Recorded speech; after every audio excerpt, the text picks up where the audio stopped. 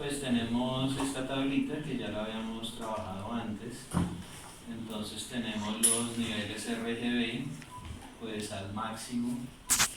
En este caso pues ya definimos que es saturación, ¿cierto? Que es amplitud y tinte.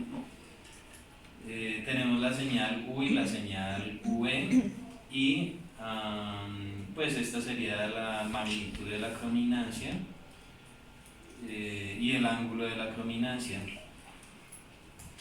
La señal de video compuesto, pues aparte de, a ver, esta parte de la señal, ¿qué es? Es que no tengo... Y está muy brillante el tablero. Sí, toca bajar. Baja la presión. ¿Ahora sí se ve?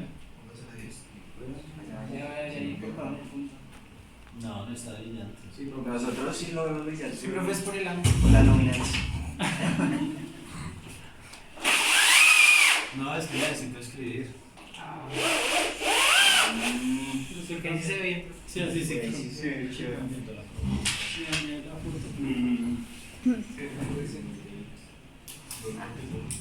Bueno, entonces, esta parte de la señal, ¿qué vendría siendo? Sincronismo. ¿Y sincronismo cuál? Vertical, profe. No, ahí Entonces horizontal. ya van perdiendo el parcial. Ese es el sincronismo horizontal.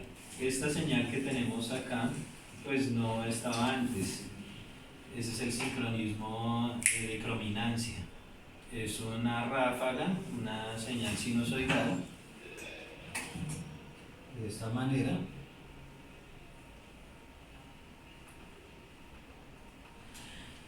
Y pues indica que ahí comienza la señal como tal de crominancia. Luego entonces tenemos el nivel de blanco aquí en la parte superior, ¿cierto? Y posterior al nivel de blanco, entonces pues tenemos las diferentes escalas de grises.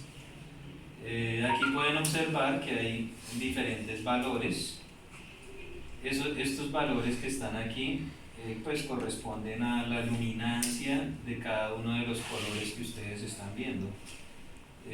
Por ejemplo, si revisan el amarillo, dice que la luminancia para el amarillo es 0.89. Aquí aparece en 0.623 y es porque se toma con relación al blanco, al máximo. Entonces, pues 700 milivoltios es, digamos, el máximo nivel, que sería blanco. Para sacar la luminancia del amarillo, pues habría que multiplicarlo por 0.89, ¿no? Y ahí tendríamos 0.623. Observen que en ese punto entonces tenemos el nivel de amarillo, aparte del nivel de luminancia de amarillo, entonces tenemos la señal de crominancia montada sobre ese nivel de gris, sobre ese nivel de luminancia. ¿Qué es? Pues no es más que una señal sinusoidal que está montada sobre la luminancia. Esa señal, la amplitud de esa señal sinusoidal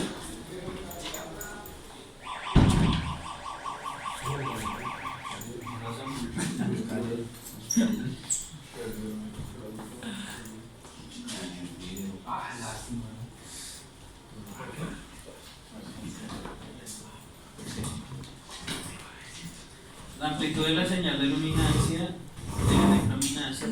pues depende de la magnitud. Depende de la magnitud que se tenga aquí, ¿no? Entonces, en este caso, pues la magnitud es 0.45. Al multiplicarlo por 0.7, que es el máximo, entonces nos da 0.30 y algo, que sería la amplitud pico de la señal sinusoidal que está acá.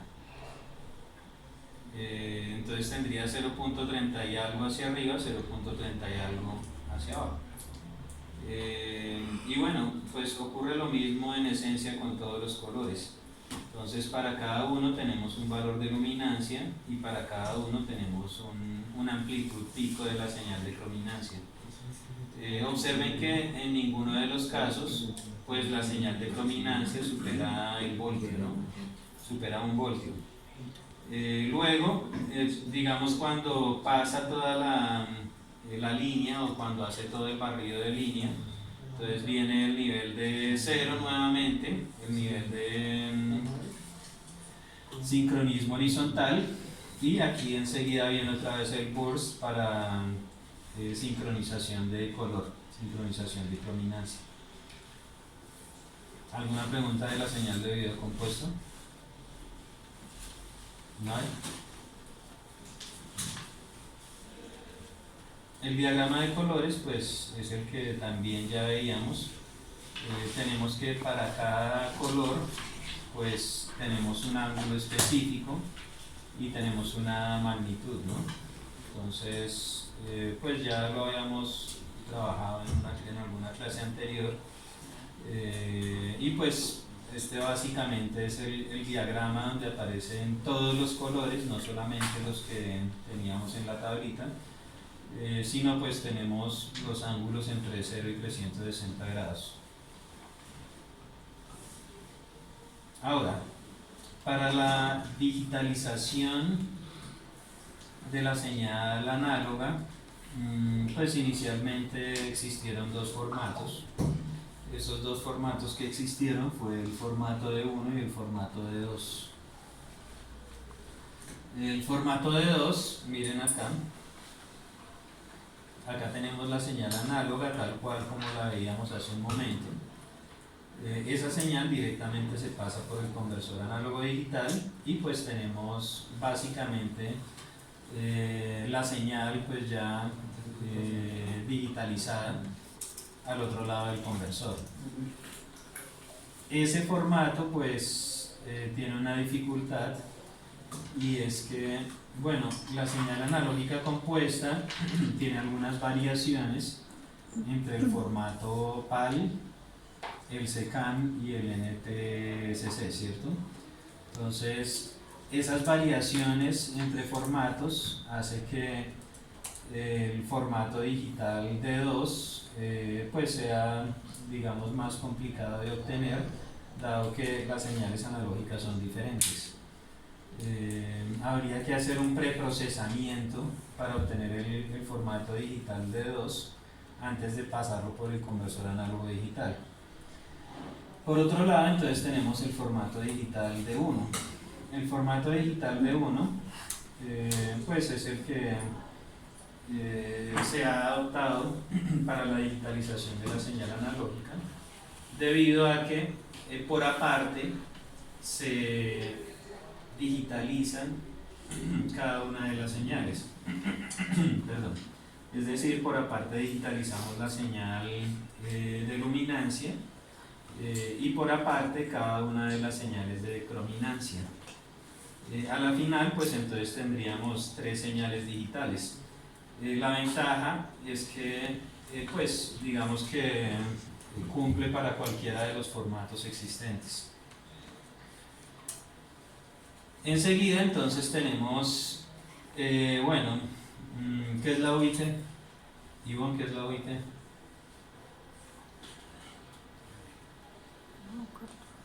¿No? ¿Quién sabe qué es la UIT?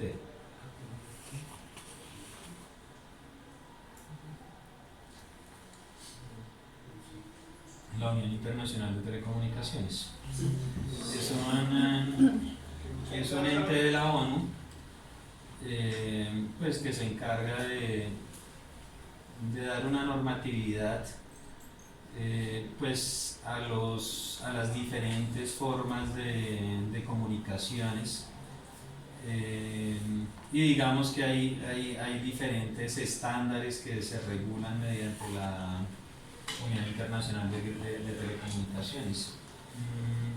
Todos los países que pertenecen a la ONU tienen un puesto en la UIT. Colombia pues obviamente tiene un puesto en la UIT. Cada uno de los países pues digamos que hace propuestas con relación a cómo deberían ser esos estándares que se plantean,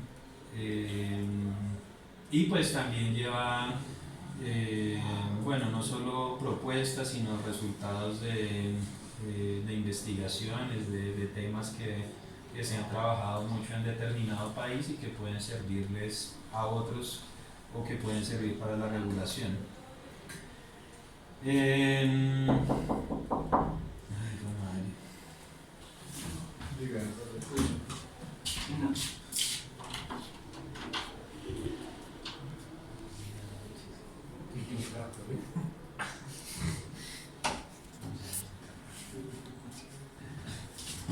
Bueno, entonces, pues hay mucha normatividad de la UIT en cuanto a todas las tecnologías de comunicaciones, como les decía.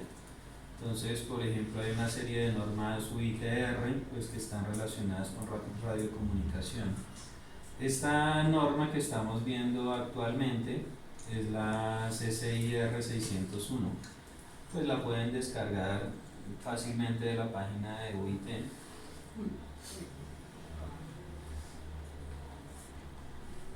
Recomendación UITR. Parámetros de codificación de televisión digital para estudios con formatos imagen normal 4.3 y de pantalla ancha 16.9.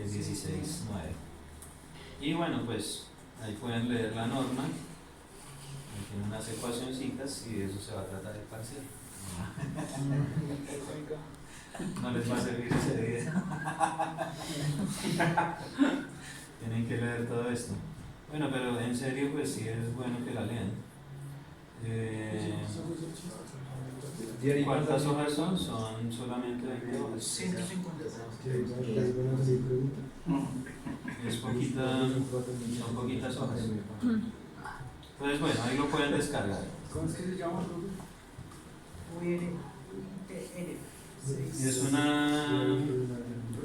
Es una recomendación de UITRBT.601-7.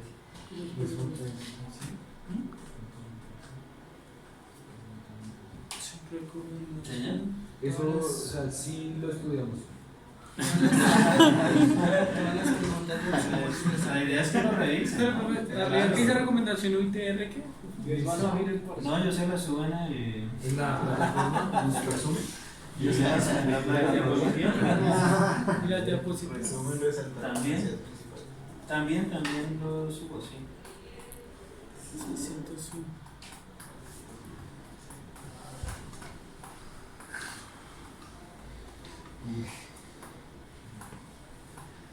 Entonces,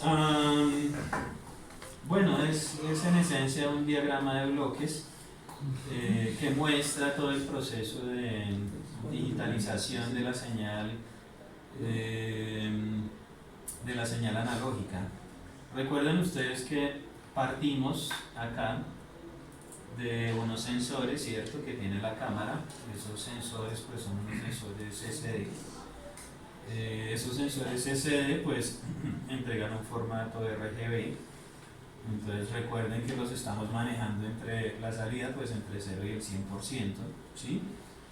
Solo que dijimos que es mejor utilizar el formato de luminancia y crominancia, pues entre otras cosas es menos susceptible al ruido que el formato de RGB, y adicional a eso ocupa menos ancho de banda.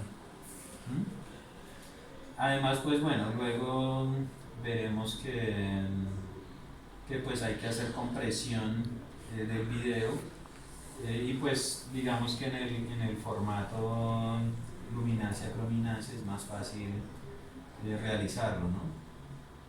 Entonces, bueno, tenemos la luminancia, aquí está la fórmula, ¿cierto?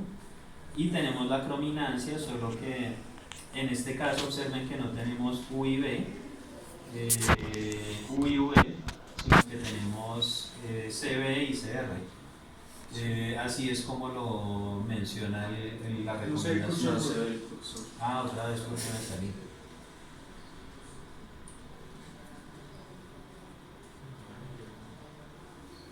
Entonces, bueno, luminancia. Esta sería la matriz de crominancia, pues resultante de la resta entre el azul y la luminancia. y esta sería la matriz de crominancia resultante de la resta entre el rojo y la luminancia. Cada una de las señales pasa por un filtro anti-aliasing. Pues ustedes que vieron procesamiento digital de señal, ¿para qué es el filtro anti-aliasing?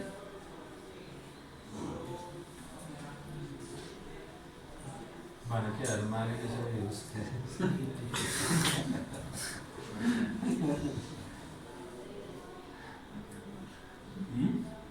El filtro anti-aliasing normalmente sirve para acotar la señal a un ancho de banda, es decir, eliminar las frecuencias altas antes de la conversión analógico a digital. Cuando uno no le coloca el filtro anti-aliasing, lo que ocurre es que al muestrear las frecuencias altas que están por encima de la frecuencia de muestreo, entonces se genera una distorsión en la señal. Entonces por eso pues se utilizan filtros anti-aliasing. A ver, aquí estamos hablando de esta recomendación, ¿no? De la 601. Miren que para la recomendación 601 el filtro anti-aliasing para la matriz de luminancia es de 5.5 megas, para las de crominancia es de 2.75 megas. Es decir, estaríamos hablando de la mitad pues del ancho de banda para crominancia, para cada una de las señales de crominancia, ¿no? Igual pasa con el muestreo. Miren que el muestreo aquí lo tenemos para la señal de luminancia en 13.5 megas, ahí lo alcanzan a observar. Para el muestreo para la señal de luminancia está en 13.5 megas. Y para las señales de crominancia está en la mitad, o sea 6.75 megas para la matriz CB y 6.75 megas para la matriz CR. Una pregunta podría ser si, bueno, la matriz de luminancia y cada una de las de crominancia no deberían tener el mismo ancho de banda. ¿Se acuerdan de cómo obtuvimos el ancho de banda para la de luminancia? Una barra negra, una blanca, una negra, una blanca, una negra, una blanca. Si hacemos lo mismo con la de crominancia, ¿no daría un ancho de banda similar? Podría ser, ¿no? De hecho, si utilizamos el estándar RGB directo, sin pasarlo a matrices, pues el muestreo que se utilizaría sería 13.5 para cada una de ellas. ¿Cierto? Porque las tres señales se supone que son iguales o semejantes o tienen características parecidas, ¿no? Entonces, pues para cada una necesitaríamos 13.5 megas. Si ustedes se ponen a sumar, porque es que son tres señales las que tienen que viajar, entonces tendríamos 13.5 megas más 13.5 megas más 13.5 megas, pues ya es bastante, ¿no? Ya es bastante y pues hay que hacer otras consideraciones, porque miren ustedes que el muestreo se hace a 13.5 megas, pero después la cuantificación está entre 8 y 10 bits, es 8 bits o 10 bits. Todos han trabajado con el conversor análogo digital, ¿cierto? Entonces, el Arduino, ¿cuántos bits, por ejemplo, tiene para tomar una muestra? Para representar una muestra, 10, ¿cierto? 10 bits. Entonces, si una muestra equivale a 10 bits, y aquí tengo 13.500.000 muestras, entonces, ¿cuántos bits tengo? Voy a multiplicarlo por 10, ¿no? Entonces, tengo esa cantidad de bits por segundo. ¿Se dan cuenta? Entonces ahí comienza a crecer bastante el tema, ¿no? Luego entonces aparece algo que se denomina multiplexor 422. ¿Qué hace el multiplexor? ¿Qué es un multiplexor para ustedes? El mezclador. El mezclador. El mezclador lo vimos en la clase anterior, ¿no? Pero ese no es. Es el que elige la salida, ¿no? Multiplexor es varias entradas Y una sola salida. una sola salida.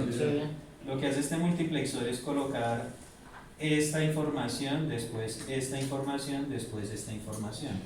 Es decir, aquí actualmente lo tenemos en paralelo, entonces lo pasa a serie. O sea, coloca una información después de la otra, después de la otra, después de la otra. Adicional a eso, entonces miren que aquí hay otro bloquecito. Resulta que aquí solamente estamos hablando de el video, pero entonces falta el audio, faltan el texto, ¿cierto? El teletexto. Bueno, ustedes saben a lo que me refiero, ¿no? Cuando uno le coloca el caption, pues aparece en la parte inferior, pues eso pues tiene que ir a algún lado, ¿no? También hay algunos canales que están encriptados, por ejemplo. Entonces, los códigos de encripción también hay que introducirlos en la señal. Entonces, no solamente es la señal de video la que está digital, sino también el audio, texto, la encripción y otros servicios adicionales.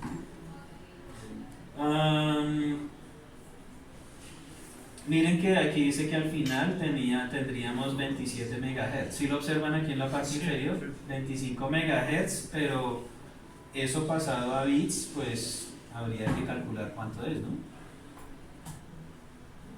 Bueno, ahí están las características del filtro anti-aliasing.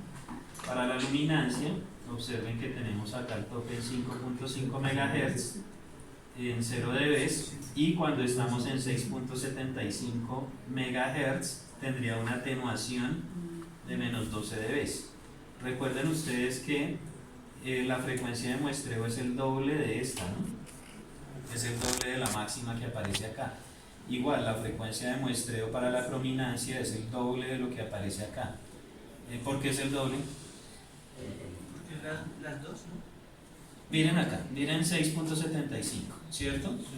Este es el filtro, es decir que van a pasar bien componentes menores a 5.5 MHz, ¿sí? Pero el filtro muestrea a 13.5. ¿Por qué tan alto? Si aquí apenas le estoy diciendo que filtre a 5.5, máximo 6.75.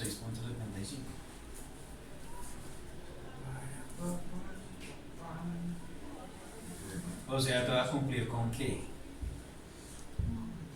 Para que tenga mínimo 2 datos de la señal, ¿no? No. 2 datos de la señal, más bien que 2 muestras podría ser. O sea, tiene que cumplir con el teorema de Es que no me acuerdo el Nyquist. nombre. Tiene que cumplir con el teorema de Nyquist, es decir, la señal debe muestrearse como mínimo al doble de la frecuencia máxima. Y de acuerdo a esto, bueno, menos 12 dB ya es bien atenuada, pero pues la frecuencia máxima, según plantea este filtro, es 6.75 para la luminancia, y para la crominancia 3.375 megas. Si no se hace el filtrado anti-aliasing, pues se mete el ruido en la señal. Miren, acá está. Esta es la señal de video, este es el ruido, esta es la frecuencia de muestreo. ¿De acuerdo? Bien, entonces ahora vamos a ver de pronto las características como tal de los píxeles. Entonces, en cuanto a la imagen vamos a tener 720 columnas, es decir, 720 de esta forma, y 576 líneas de esta forma. ¿Cómo se muestra la señal? ¿En vertical o en horizontal?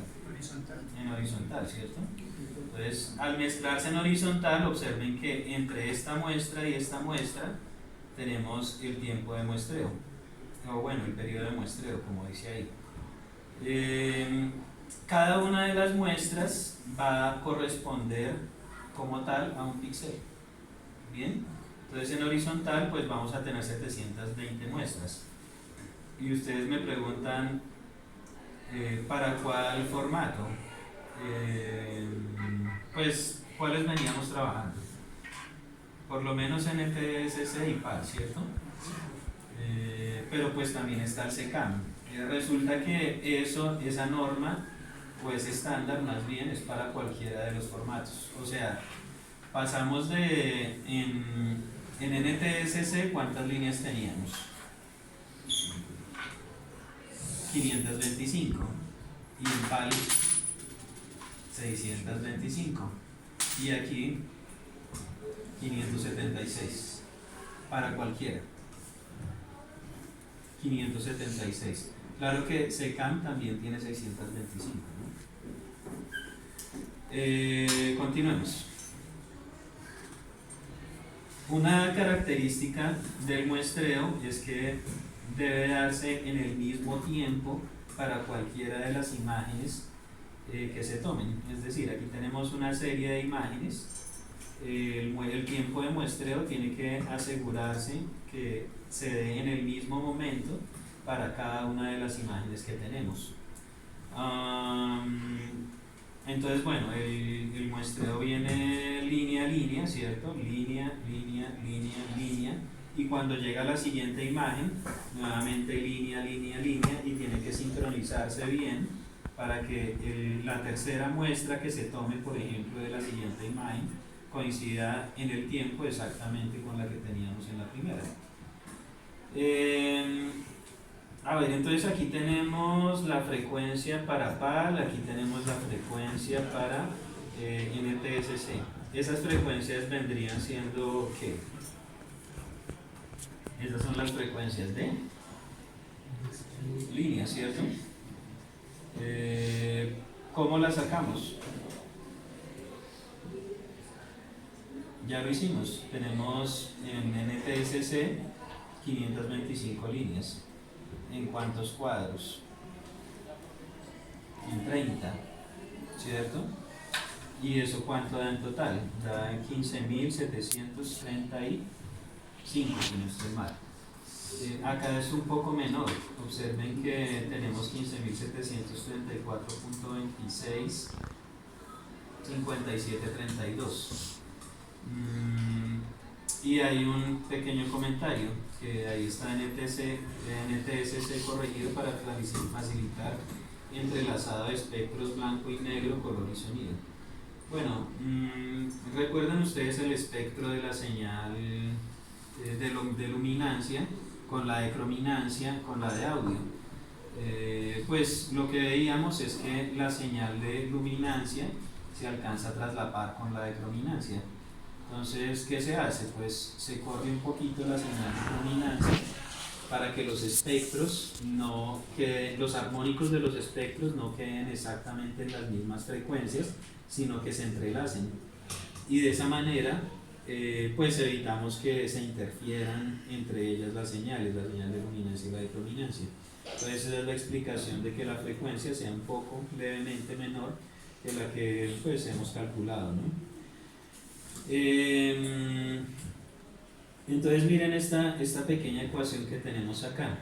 Bueno, para NTSC pues se supone que la frecuencia de muestreo va a ser 13.5 MHz. La pregunta entonces es ¿cuántas muestras tomaría por línea? Y la respuesta es muy sencilla, pues hay que coger esta frecuencia y dividirlo entre la frecuencia de línea, ¿no? ¿Y cuánto da? Pues 858. Lo mismo pasa con PAL, con la frecuencia PAL, la frecuencia de línea PAL, perdón. Entonces, ¿cuál es la frecuencia de muestreo que tenemos? La misma, porque debe ser la misma para cualquier estándar. Entonces, ¿cuántas muestras se toman por línea? Pues hay que coger esta frecuencia, ¿cierto? 15.625, y tomamos esta frecuencia de muestreo y la dividimos entre eso, y eso nos da 864. Es decir, en PAL se toman 864 muestras por cada línea y en NTSC se toman 858 muestras por cada línea. Si cada muestra es un píxel, entonces en una línea ¿cuántos píxeles tenemos para NTSC? 858, pero habíamos dicho que eran 720. Antes, ¿no? Sí. Miren. Entonces, ¿qué pasa con los restantes 100? Serían que 138, ¿cierto? Pero podrían llegar a ser los tiempos de sincronización. Evidentemente, entonces son los tiempos de sincronización, el audio, tiempos de sincronización, audio, texto y inscripción, bueno, entre otros servicios que pudiesen haber. Es exactamente eso, ¿no? Bueno, entonces el siguiente paso ahí es revisar el tema de la cuantificación. La cuantificación pues está relacionada pues en esencia con los valores de voltaje, ¿cierto?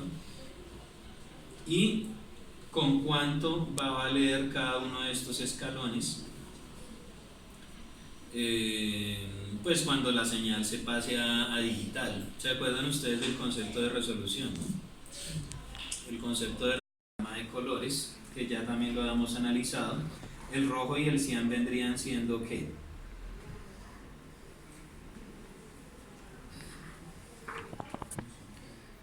Inversos. El rojo y el cian, o el verde y el magenta, o el amarillo y el azul son colores ¿qué? Son iguales, solo que Son cambia inversos. la Es el inverso de todo. ¿Y cuál es el término en ese caso? El término adecuado. Son secundarios. Complementarios.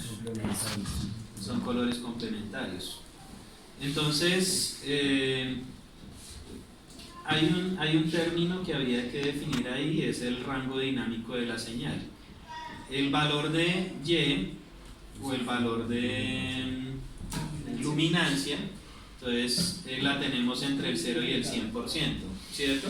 Sí. O sea, devolvámonos un poco solamente para revisar la tabla. Acá. Entonces el valor de Y lo tenemos entre el 0 y el máximo de 100 y el mínimo 0, o sea está entre 0 y 1, ¿cierto? Cosa que no ocurre con la señal de crominancia, ¿cierto? No ocurre. Entonces lo que hay que hacer es determinar el rango dinámico de las señales, es decir, entre qué y qué está cada señal. Entonces observen que Y está entre 0 y 1, ya lo acabamos de decir. R menos Y está entre qué y qué. R menos Y es lo que antes llamábamos V, ¿cierto? Solo que en la norma se llama CR, hay que tenerlo presente.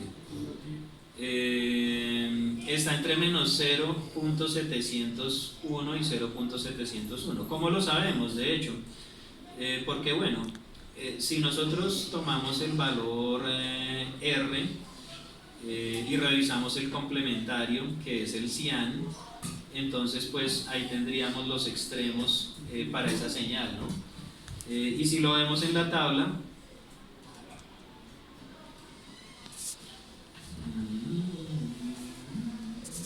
en la tabla no está.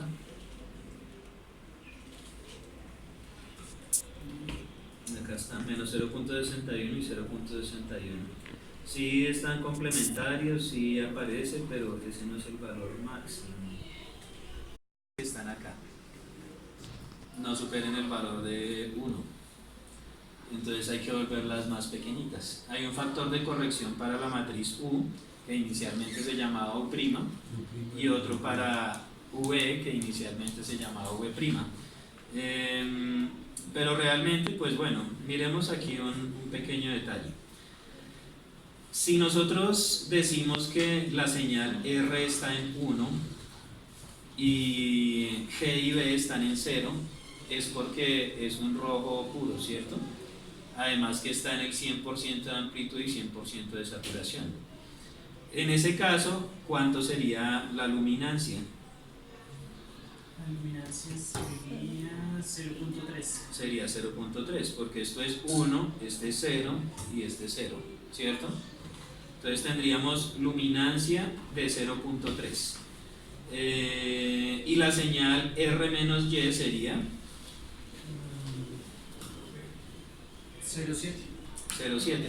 Bueno, realmente es que si uno se pone a revisar la norma realmente cómo es, permítanme un momentico y miramos la norma.